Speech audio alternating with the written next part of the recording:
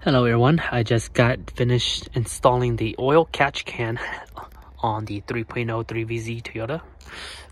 So this is the oil catch can, runs about 30 bucks, $26 or something like that on Amazon. Really easy install. I basically mounted the mount to a stud right here. You guys can see I filled it up with some washers, and then I did also had to drill the plate a little bit bigger to fit the stud. Really easy. Has a little air filter up here, a breather. This is the oil dipstick. This is the dipstick you can check once it's full. Once the catch can's full, you can unscrew this and empty it. So what is an oil catch can? Oil catch can is something very simple. First and foremost, you have to understand what a PCV valve is. There's a PCV valve on your valve cover. So all the extra air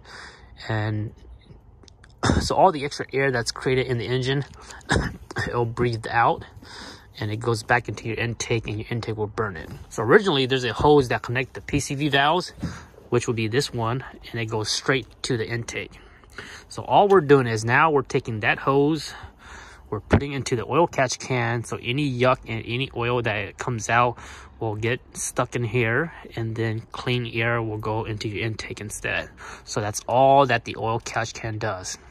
If you don't have this, any air that's coming out from the crankcase, it might have moist, it might have oil, it'll go into your intake, and then the air will get burned, and then all that oil residue will get your intake really dirty. That's why when you open your intake and you look inside here, it's all yucky and crud.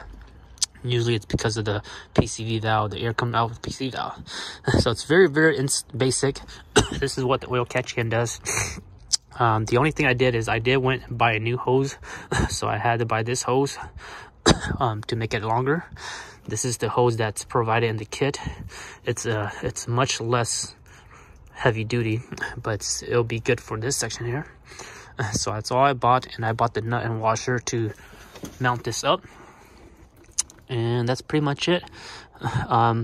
They do come with an option, so this breather filter is included, but if you don't want this, they do have a plug where you can plug that up. And this right here is perfect. So I already tested it. I closed the hood. It does clear the hood, so it's a very close one, but it does clear the hood, so you can still close up your hood. So yeah, that's pretty much it. I'll keep you guys updated in the next 100 mile or so.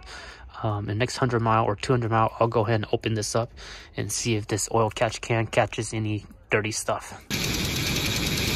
All right, so I just started the engine, and it sounds like it's really struggling with the idling. So I think it might be because of the filter, this breather filter. So I'm gonna go ahead and remove it and install this plug-in and see how it sounds.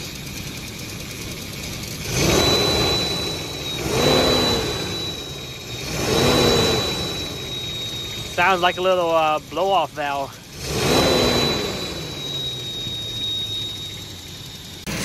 All right, guys, quick update. The engine runs much better without the breather filter. So go ahead and just don't install the breather filter and leave it the way it is with this plug. One thing I noticed right away is that this is the air out, and this is the hose that they give you, and it's so thin that it's already compressing. So I'm gonna go buy a new hose from AutoZone. This is a much heavier duty one. It doesn't flex or anything like that, and it's only about $1.99 a foot. So we're gonna go buy a new foot of this, and we're gonna replace it right here, and it should be good to go. So I'll keep you guys updated after 100 miles or so.